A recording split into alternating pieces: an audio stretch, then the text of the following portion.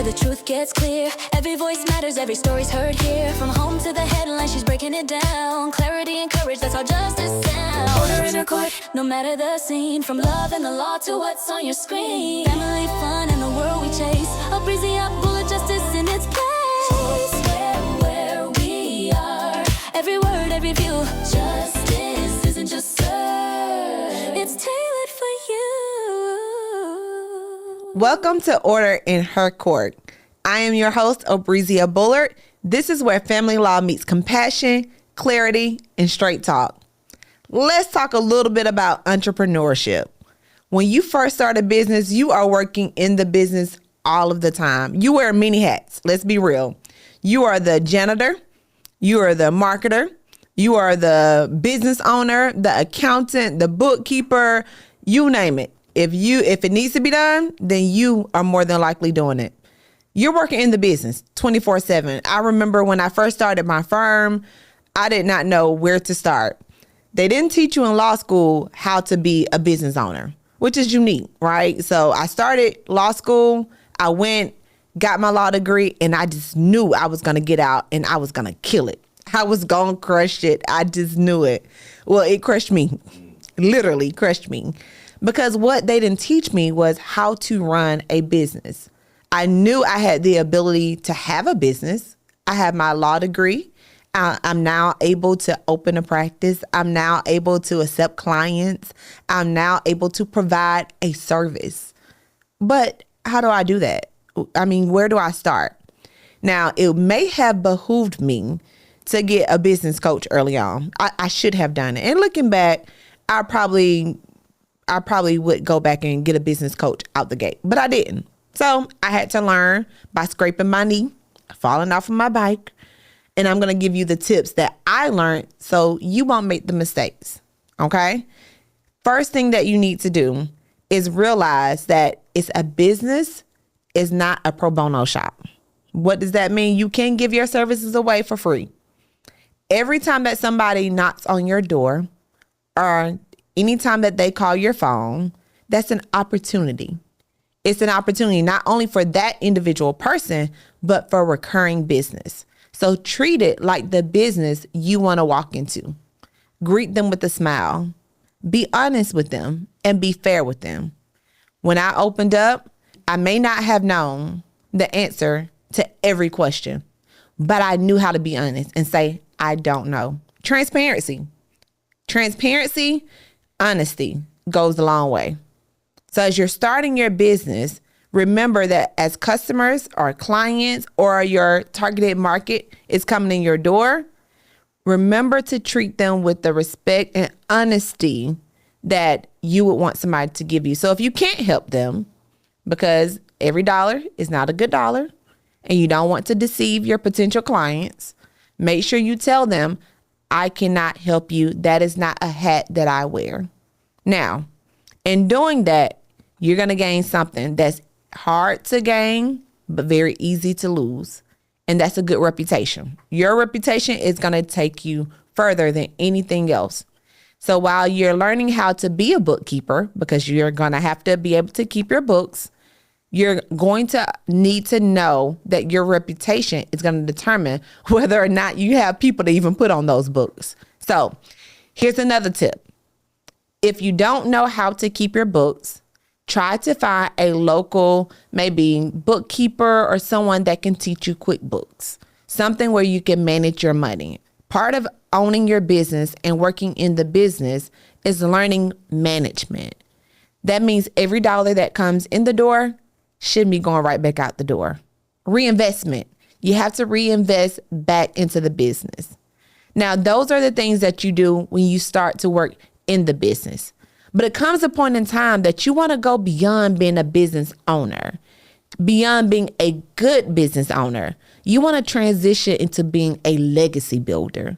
And when you want to transition into that, you have to start working in the business. I know it's hard. It's your baby. You created it. You've been with it from day one.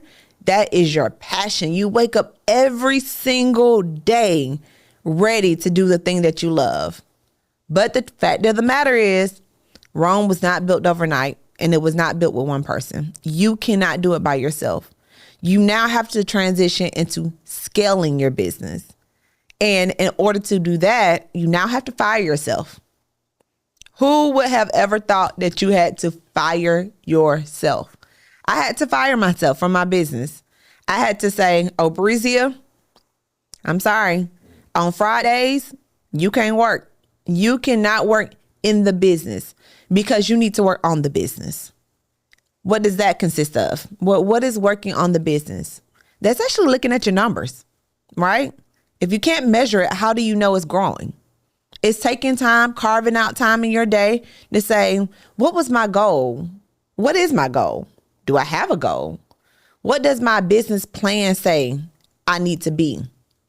If you're running around Monday, Tuesday, Wednesday with clients and doing the work itself, which is equally important, then you can't work on what you need to do to go to the next level. So we need to scale. Pick a day. That's how I want you to start. I want you to pick one day because you may feel like right now, every day is important and I got work to do every day. So pick one day and use that day and say, I will work on the business on this day. Now, I don't want you to do it blindly. I don't want you to have that day and then start working on your business, get a call, and now you jump into the call, and now you realize you got to check your email, and now you realize you need to make this doctor's appointment. You got to treat the day as if it's a scheduled work day. You have to plan, right? There's an old saying, either you're failing to plan or planning to fail. So when you're carving out your day, look at it and break it up as to what you're going to address that whole day. You may do marketing in the morning. You may do bill collecting in the afternoon. You may do strategic thinking. That has to be planned too. You have to plan to strategize where your business is going. Everybody that is able to maintain a business doesn't mean they're growing their business. There's a big difference between maintaining. I've maintained a firm for 5 years, but I wasn't growing and I couldn't figure out why I was not growing. Then I realized I wasn't growing because one, I was treating it like a pro bono shop. I wanted to help everybody I liked, loved, that knew me and trust me. I wanted to give everything. But with that being said, there's a limit to giving. Giving doesn't feed my family.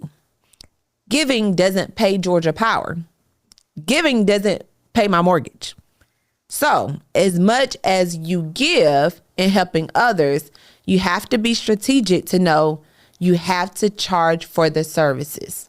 We'll talk about value and the service of charging on a later date, but you have to charge and you have to be okay with the fact that everybody's not happy with your price.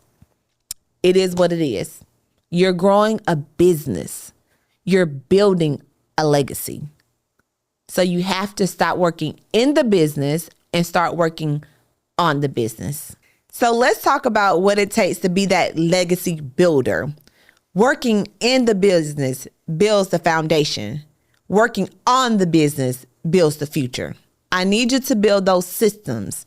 Those systems will transition you from building that foundation into building that future. Systems create an automatic process. It allows work to continue when you are not there. You need them. How do you create them? I thought creating systems would be a very hard task, and it's really not. All a system is documenting what you do anyways. You document it so someone else can do it for you. I remember the first system I created. It was how to answer the phone. I thought it would be so hard and I had to have this formal language and it had to be so nice and pretty. And I'm now training a new legal assistant and I want it to be tip-top shape. But guess what? It doesn't have to be. I recorded myself answering a cold call and then I wrote it down and I said, hey, this is your script. This is what you say. This is how you invite them to schedule a consultation. And this is how you vet them to make sure that we can have them. And this is how you vet them to make sure we can help them. We don't want to waste their time and we certainly don't want to waste ours. So you create those systems by simply documenting everything that you would normally do. If you're having a Zoom call, record the call. That may be a good time for you to see yourself, to see exactly what you tell people so that someone else can tell them the same thing. I can tell you what I do. Monday through Thursday, I'm practicing law. I'm in mediation. I'm in court. I'm in consultations. I'm in client calls. I am practicing. And when I'm practicing, there is very little time for anything else. There is not a day where I have planned my day all nice and pretty down to a T. And by 10 o'clock, it's on fire. Literally, if the whole paper is on fire because there was an emergency call, there was a client that needed me, and I'm very responsive to my clients. I want them to know if they can't get to me directly, my team can get to me. I'll give them the answer. They're going to get a response. Monday through Thursday, I am practicing law. I am working in the business. That Friday is carved out. I'm working on the business. On that day, I'm reviewing my invoices. On that day, I'm probably meeting with my accountant. I'm saving my Fridays for all the people, all my meetings that I need to have for that day. That may be my accountant. That may be my tax preparer. That may be my business coach. That may be whoever professional resource that I need. I'm meeting with them on Fridays. I'm also using Fridays as the cleanup day. So if there is something that I had outstanding Monday through Thursday, then I'm going to use Friday as my catch-all day. I'm going to sit and I'm going to look at my goals. I'm going to look to see were all my clients' responses adequately handled. I'm going to check on my team because when you're scaling at that point, you should have a team. Now, when is the most appropriate time to create a team? It's going to be when you can't wear all the hats.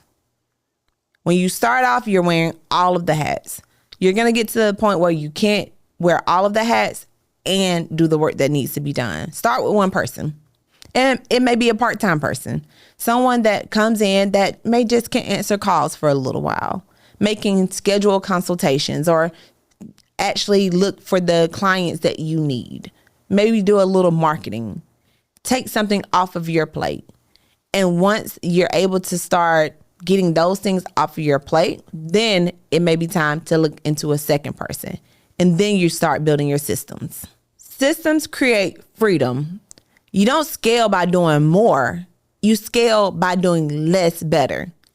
Don't think by doing more, you're going to lose on revenue. You're not. When you're doing less better, your reputation is going to carry you even further. By doing less better, you're now going to create more network. You're now going to create happier clients, which are going to bring more referrals. At that point, the demand is going to exceed your ability. Now it's time to scale. Now it's time to actually look for that help. Someone that can take the place of you. Now the systems will be given to that individual, and it won't be a direct replica of you, but having that system that you created, it will be almost just as good. Now you're ready to start building that legacy. The transition from working in your business to working on your business is the difference of being busy versus being effective. Stop thinking like the employee and start thinking like the CEO. Thank you for joining us. This is another episode of Order in Her Court. Remember to like, subscribe, and follow us on all platforms.